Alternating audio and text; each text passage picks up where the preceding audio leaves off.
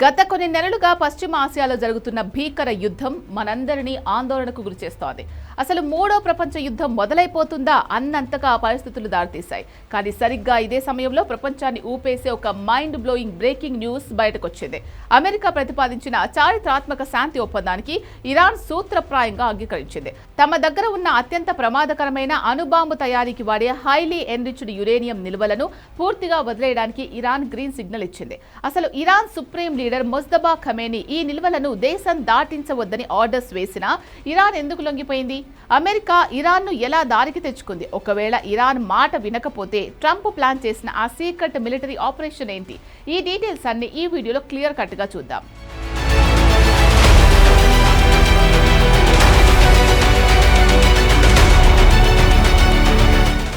America ప్రముఖ వార్తాపత్రిక the New York times report ప్రకారం మిడిల్ ఈస్ట్ లో జరుగుతున్న ఘర్షణలకు పూర్తి స్థాయిలో ముగింపు పలకడానికి అమెరికా ఇరాన్ దేశాల మధ్య ఒక భారీ శాంతి ఒప్పందం సిద్ధమవుతోంది. ఈ విషయాన్ని స్వయంగా America president Donald Trump announce చేశారు. వాషింగ్టన్ మరియు టెహ్రాన్ మధ్య శత్రుత్వాన్ని అంతం చేయడానికి, అలాగే మూసివేసిన అత్యంత కీలకమైన స్ట్రెయిట్ ఆఫ్ హార్ముజ్ సముద్ర మార్గాన్ని మళ్లీ తెరవడానికి ఈ డీల్ క్లోజ్ అవుతోందని ఆయన చెప్పారు. అయితే ఈ డీల్లో అమెరికా పెట్టిన మెయిన్ కండిషన్ ఏంటి అంటే ఇరాన్ తన దగ్గర దాచుకున్న వెపన్స్ గ్రేడ్ యురేనియం మొత్తాన్ని అప్పగించేయాలి లేదా నాశనం చేయాలి. దీనికి ఇరాన్ సూత్రప్రాయంగా ఓకే చెప్పడం ఇప్పుడు ఇంటర్నేషనల్ పాలిటిక్స్ లో అతిపెద్ద టర్నింగ్ పాయింట్. అంతర్జాతీయ అణుశక్తి సంస్థ లెక్కల ప్రకారం ప్రస్తుతం ఇరాన్ దగ్గర దాదాపు 400 కిలోగ్రాముల అత్యంత శుద్ధి చేసిన యురేనియం ఉంది. ఇది ఏకంగా 60% స్వచ్ఛతను కలిగి ఉంది. అంటే దీనిని ఇంకొంచెం శుద్ధి చేస్తే చాలు, చాలా ఈజీగా 4-5 అటామిక్ బాంబులను తయారు చేయొచ్చు అని ఇజ్రాయెల్ అధికారులు ఎప్పటి నుంచో నెత్తి నోరు బాదుకుంటున్నారు. ఈ యురేనియం నిల్వలను అప్పగించే విషయంలో ఇరాన్ మొదట చాలా మొండికేసింది. మేము ఈ నిల్వలను దేశం దాటించాం, దీని గురించి తర్వాత ఎప్పుడైనా మాట్లాడుకుందాం అని డీల్ను పోస్ట్ పోన్ చేయాలని చూసింది. కానీ అమెరికా మాత్రం తగ్గేదే లే అంది. ఈ నిల్వలు ఇప్పుడు వదులుకుంటేనే శాంతి చర్చలు, లేదంటే మళ్లీ బాంబుల వర్షమే అని అగ్రరాజ్యం గట్టి వార్నింగ్ ఇచ్చింది. అవును, ఇరాన్ గనక ఈ డీల్కు ఒప్పుకోకపోతే అమెరికా మిలిటరీ ఒక భయంకరమైన ప్లాన్ సిద్ధం చేసింది.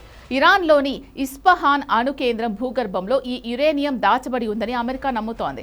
దీనిని పేల్చడానికి భూగర్భంలోకి దూసుకెళ్లే బంకర్ బస్టర్ బాంబులను రెడీ చేసి ఉంచారు.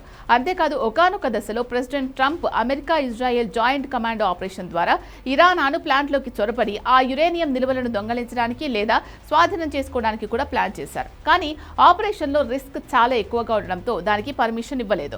ఈ మిలిటరీ ప్రెషర్ తట్టుకోలేకే ఇరాన్ చివరకు దారికొచ్చింది. మరి ఇరాన్ ఒప్పుకుంది సరే, ఈ 400 కిలోల యురేనియంను ఏం చేస్తారు?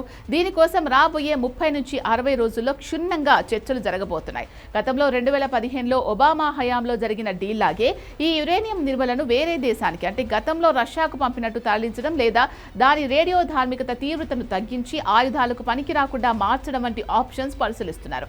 మరి ఇరాన్కు వచ్చే లాభం ఏంటి అంటే అమెరికా ఆంక్షల వల్ల ప్రపంచవ్యాప్తంగా వివిధ బ్యాంకుల్లో ఫ్రీజ్ అయిపోయిన ఇరాన్కు చెందిన బిలియన్ల కొద్ది డాలర్ల నిధులు మళ్లీ రిలీజ్ అవుతాయి.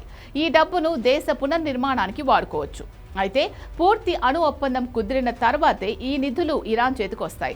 సుమారు 12 వారాల క్రితం అమెరికా ఇజ్రాయెల్ కలిసి ఇరాన్పై జరిపిన భారీ దాడుల వల్ల ఇరాన్ సుప్రీం లీడర్ సహా పలువురు టాప్ లీడర్స్ చనిపోయారు.